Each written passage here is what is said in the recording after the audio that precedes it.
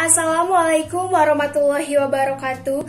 Saya Raden Adinda Zalfa Fadilah dengan NIM 2005170 di sini berperan sebagai moderator dari kelompok 5 yang akan memaparkan mengenai konsep dasar IPS yaitu geografi.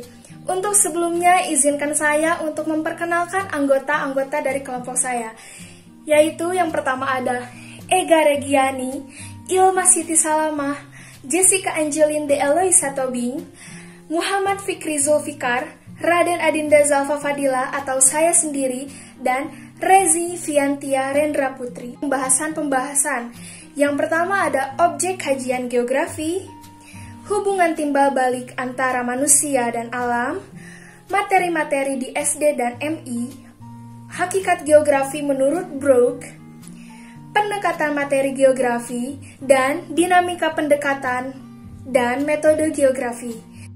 Objek kajian geografi. Geografi merupakan ilmu yang menggambarkan keadaan bumi. Bidang kajian geografi semakin bertambah luas, mencakup aspek fisik dan aspek manusia, serta keterikatan antar manusia dengan lingkungannya. Menurut tahun 1997, studi geografi berkenaan dengan permukaan bumi, geosfer, alam lingkungan seperti atmosfer, litosfer, hidrosfer, biosfer, serta umat manusia dengan kehidupannya atau antroposfer, penyebaran ke ruangan, gejala alam dan kehidupan termasuk persamaan dan perbedaan, serta analisis hubungan ke ruangan gejala-gejala geografi di permukaan bumi. Karena itu, pembelajaran geografi sangat dibutuhkan dan penting untuk dipelajari oleh peserta didik, supaya mereka mampu memahami karakter lingkungan dan manfaat dari lingkungan itu sendiri.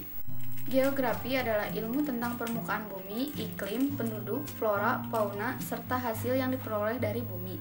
Dilansir dari Encyclopedia Britannica 2015, geografi merupakan studi tentang peragaman lingkungan, tempat dan ruang bumi serta interaksi manusia. Geografi berasal dari bahasa Yunani, yaitu geo yang berarti bumi, serta graphien yang berarti tulisan, sehingga saat digabungkan menjadi tulisan bumi atau deskripsi bumi atau permukaan bumi. Bidang kajian geografi semakin bertambah luas, mencakup aspek fisik dan aspek manusia, serta keterikatan antar manusia dengan lingkungannya. Aspek fisik ke dalam lingkungan alam di luar manusia, contohnya bentuk muka bumi, perairan, keadaan udara, tumbuhan, dan hewan, serta semua fenomena alam yang dapat diamati. Aspek ini dibagi lagi menjadi aspek topologi wilayah, aspek biotik yaitu manusia, tumbuhan, dan hewan, dan aspek non-biotik yaitu tanah, perairan, dan iklim. Yang kedua, aspek manusia. Aspek manusia yaitu mengkaji manusia yang hidup di dalam atas keterkaitan dengan fenomena yang terjadi di geosfer. Ada beberapa aspek yang dikaji, yaitu yang pertama aspek sosial yang membahas mengenai hal-hal yang berkenaan dengan unsur tradisi, adat istiadat, komunitas, kelompok, masyarakat, dan lembaga sosial lainnya. Yang kedua, aspek ekonomi membahas mengenai hal-hal yang berkenaan dengan unsur pertanian, perkebunan, pertambangan, dan perikanan, industri, perdagangan, transportasi, dan pasar. Ketiga, aspek budaya. Aspek budaya membahas mengenai hal-hal yang berkenaan dengan unsur pendidikan, agama, kesenian, dan kebudayaan itu sendiri. Keempat, aspek politik membahas mengenai hal-hal yang berkenaan dengan unsur kepemerintahan yang terjadi dalam kehidupan di masyarakat. Menurut Binarto tahun 1988 menyatakan bahwa objek material geografis merupakan objek yang umum dan luas, yaitu geosfer. Geosfer meliputi litosfer, atmosfer, hidrosfer, biosfer, dan antroposfer. Hubungan timbal balik antara manusia dan alam. Hubungan manusia dengan alam adalah satu kesatuan yang tidak terpisahkan. Sebagai satu kesatuan, semua hal tersebut saling berkaitan dan bersifat fungsional. Alam sebagai satu kesatuan sistem yang utuh merupakan kolektivitas dari serangkaian subsistem yang saling berhubungan, bergantung, dan fungsional satu sama lain. Antara manusia dengan lingkungan hidupnya terdapat hubungan timbal balik, di mana manusia mempengaruhi lingkungan hidupnya dan manusia dipengaruhi oleh lingkungan hidupnya. Dan hal itu tidak dapat terpisahkan daripadanya. Antara manusia dengan lingkungan hidupnya terdapat hubungan yang dinamis. Manusia memanfaatkan sumber daya alam untuk dapat memenuhi kebutuhan hidupnya. Jika manusia memanfaatkan alam tanpa memperhatikan kepentingan makhluk hidup lain, maka dapat berakibat buruk pada manusia dan makhluk hidup lainnya. Hubungan timbal balik manusia dengan alam sangat ditentukan oleh kemampuan manusia dan alam sesuai karakternya masing-masing. Keduanya memerlukan hubungan timbal balik secara berkelanjutan. Melalui pengelolaan lingkungan hidup secara bijaksana, selain dapat menyelamatkan dan melestarikan lingkungan hidup, juga dapat menjamin kebutuhan dan kemakmuran umat manusia itu sendiri. Oleh karenanya, disadari atau tidak, dalam lingkungan kehidupan manusia dan lingkungan alam dapat terganggu karena ulah manusia itu sendiri. Pengelolaan lingkungan hidup secara bijaksana selain akan menyelamatkan dan melestarikan lingkungan hidup itu sendiri, akan tetapi juga dapat menjamin kebutuhan dan kemakmuran umat manusia secara lestari yang luas, agar umat manusia mempunyai tanggung jawab moral, melestarikan jagat raya, dan kita diami karena bumi adalah rumah kita untuk hidup. Materi-materi geografi di SDLNI. Ilmu pengetahuan sosial merupakan ilmu tentang perilaku manusia sebagai makhluk hidup yang bermasyarakat. Geografi merupakan salah satu materi yang tercakup dalam ilmu pengetahuan sosial. Geografi sendiri memiliki ruang lingkup yang meliputi yang pertama, alam lingkungan yang menjadi sumber daya bagi kehidupan manusia. Yang kedua, penyebaran umat manusia dengan variasi kehidupannya. Dan yang ketiga, interaksi keruangan umat manusia dengan alam lingkungan. Ruang lingkup inilah yang memberikan ciri dan karakteristik terhadap pengajaran geografi.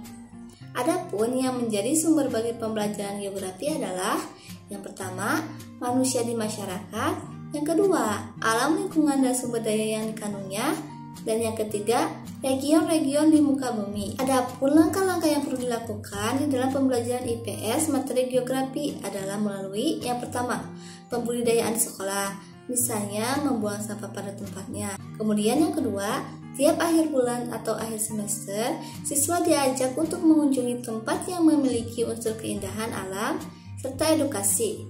Pembiasaan ini tentunya akan berimplikasi pada perilaku atau karakter peserta didik yang cinta lingkungan. Dan yang terakhir, pembelajaran juga bisa dilakukan lewat kelas-kelas outdoor atau mengajak siswa keluar. 6 hakikat geografi menurut Brock.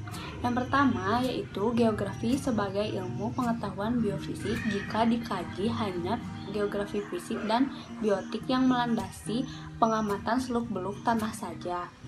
Setelah geografi masuk ilmu pengetahuan alam murni, geografi mampu merumuskan hukum sebab akibat terhadap gejala-gejala dan proses-proses fisik di permukaan bumi secara general. Geografi merupakan ilmu pengetahuan biofisik apabila yang dipelajari itu hanya geografi fisik dan biotis yang mendasari telaah atas seluk-beluk tanah saja.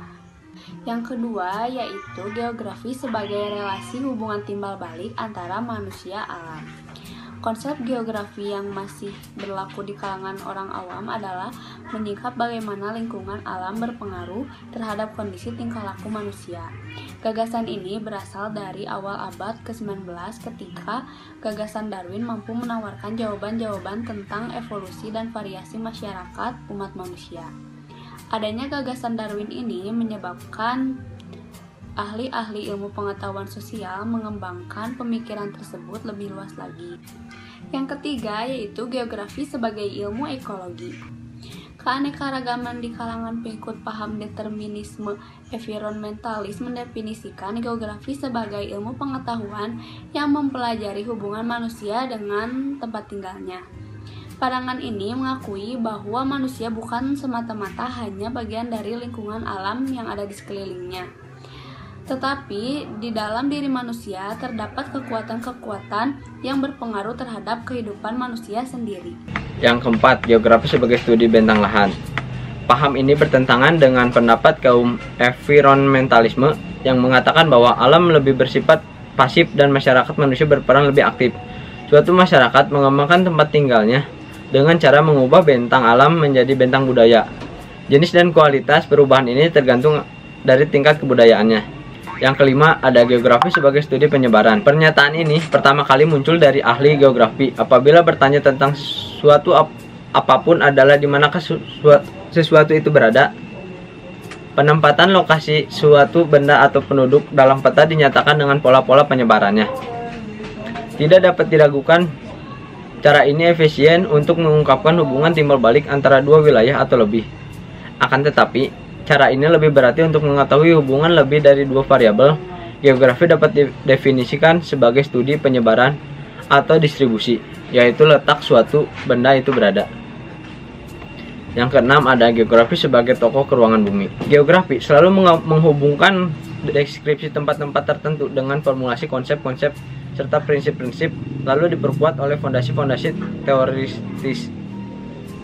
Oleh karena itu, adanya perkembangan teknik analisis matematika dan komputer yang digunakan untuk menganalisis penyebaran dan interaksi keruangan yang semakin berkembang dengan pesat telah terjaring pada konsep-konsep interrelasi. Pendekatan geografi. Geografi dari istilah Yunani, yakni geo berarti bumi dan graphein berarti menggambarkan atau mencitrakan. Menurut beberapa para ahli seperti Finch et al., geografi artinya mendeskripsi, menerangkan, dan menganalisis permukaan bumi dan segala perubahannya. Menurut Ekblau dan Mulkerne Ackermann-Gell tahun 1992, geografi adalah ilmu tentang bumi dan kehidupannya yang berpengaruh terhadap cara hidup, jenis makanan, macam-macam pakaian, bentuk dan rupa bangunan, bangunan papan atau tempat tinggal, dan perjalanan yang dinikmati manusia. Nah, selanjutnya ada dinamika pendekatan dan metode geografi. Cara yang disepakati untuk pengembangan ilmunya, selain atas dasar filsafat, dilakukan secara empiris. Menurut Johnson tahun 2000, pendekatan utama geografi yang mencirikan kerangka kerja geografi meliputi 3 macam. Yang pertama, pendekatan ke ruangan, ke lingkungan, dan kewilayahan. Dalam lingkup yang luas, pendekatan ke ruangan meliputi proses keruangan, struktur keruangan, pola keruangan, interaksi keruangan, organisasi keruangan, asosiasi keruangan, konferensi keruangan, dan kecenderungan perkembangan keruangan. Jadi, dapat disimpulkan bahwa geografi merupakan ilmu yang mempelajari tentang bentuk muka bumi, hubungan timbal balik antara manusia dan alam dengan objek kajian yang ada di dalamnya, meliputi bumi, aspek dan proses pembentukannya, hubungan spasial manusia dengan lingkungan, serta interaksi manusia dengan tempat atau wilayah. Cara memandang dan cara berpikir terhadap objek dari segi geografi, yaitu segi keruangan, kelingkungan, dan kompleks wilayah. Sekian dari kelompok kami. Mohon maaf bila ada kesalahan dalam pengucapan, pemaparan, maupun penjelasan. Wassalamualaikum warahmatullahi wabarakatuh.